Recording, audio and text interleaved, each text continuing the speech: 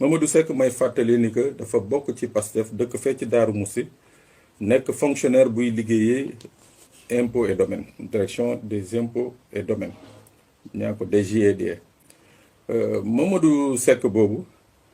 ñuy fàttali ni que ci weer bi juin ñi génn biñ naan dañuy manifestation boobu ñu naan la manifestation du 7 juin te préfet aaye ko woon.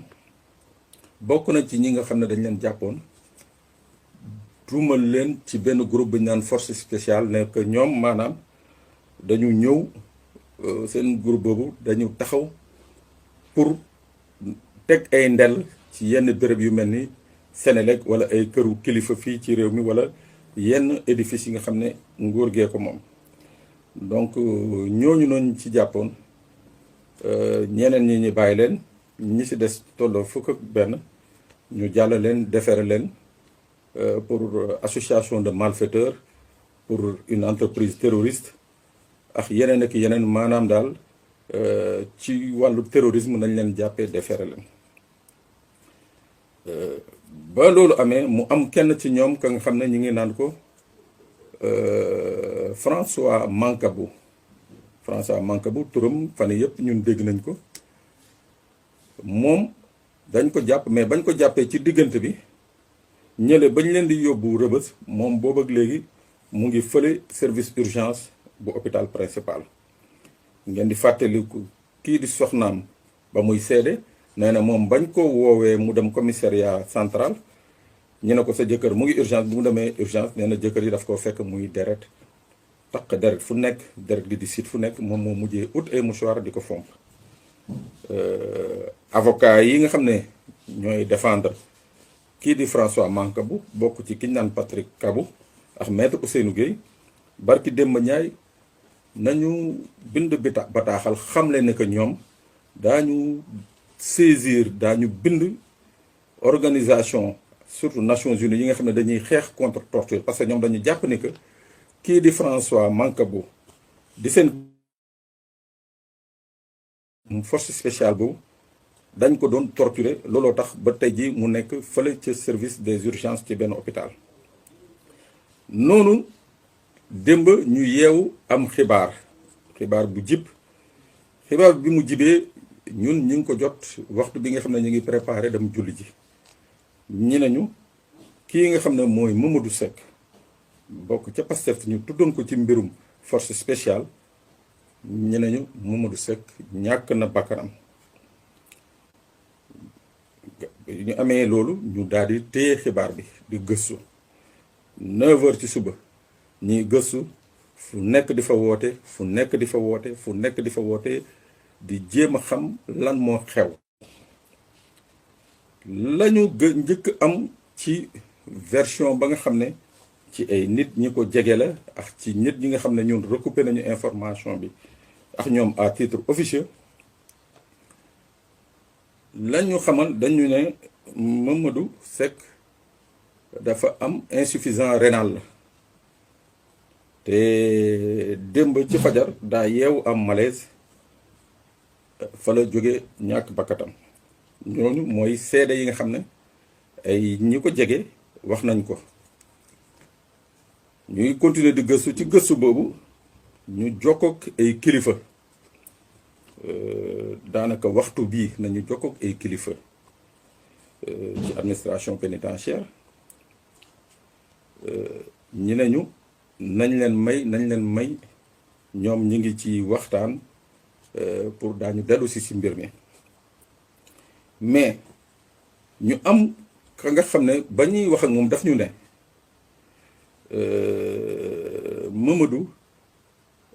faatuwul dafa amoon malaise ñu yóbbu ko fële ci service unité hémodialyse bu hôpital Le Dantec ñu waaxu ñu ngi woon ba suñu tabaski ñu waaxu ba ñu eggee foofu def suñuy gëstu kañ fa fekk nañu moom 6h du matin la liggéey si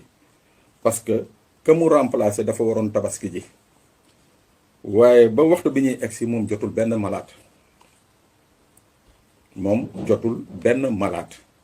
mooy maanaam service hémodialyse bu hôpital Dantec démb ba waxtu bii bañ fay dem malade dugg fa. jaaxle bi gën a wéy ñu daal di bind publier article bi ñu publier article bi ay kilifa woote woo suma rédacteur en chef mu woo ma ne ma lii ak lii moo ci am ma ne ko bon mu ne ma waa mu xalaatal ma ne ma bon comme ba léegi amaguñu version officielle te affaire bi mun na jur coow est-ce que duñu wàccee article bi xaar tuuti ba ñu am une version officielle comme ñoom nee nañu daañu communiquer ma ne ko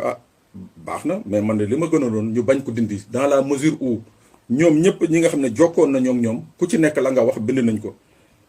mu ne ma waa mais nañ ko defee noonu moo gën looloo taxoon ñu wàccee article bi mais tey jii diggante démb ak tey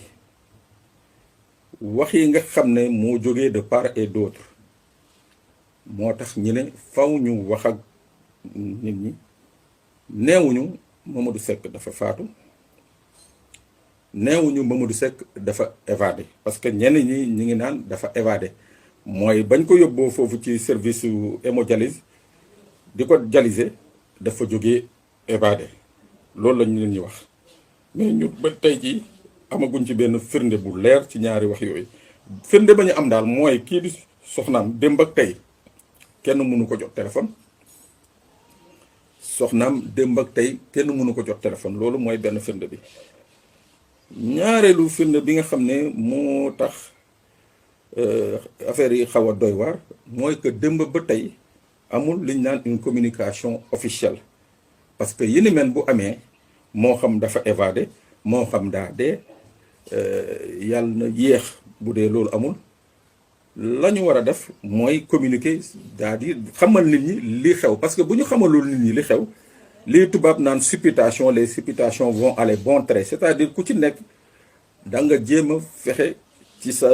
gëstu da nga jéem a fexe ci sa imagination le pire te le moo tax les autorités dañu war a communiquer sur ce qui se passe beneen affaire bi ñii nga xam ne ñoo nekkaloo woon sûreté urbaine fële commissariat central ak Mamadou Seck ñenn ñi nee nañu ñoom da leen jaaxal sax ba ñu jëlee Mamadou Seck naan dañ koy yóbbu Rebeuss parce que déjà fa ñu nekkoon biir Rebeuss Mamadou Seck présenté na fa woon ay signes alarmant xam na fa def na fa ay malaise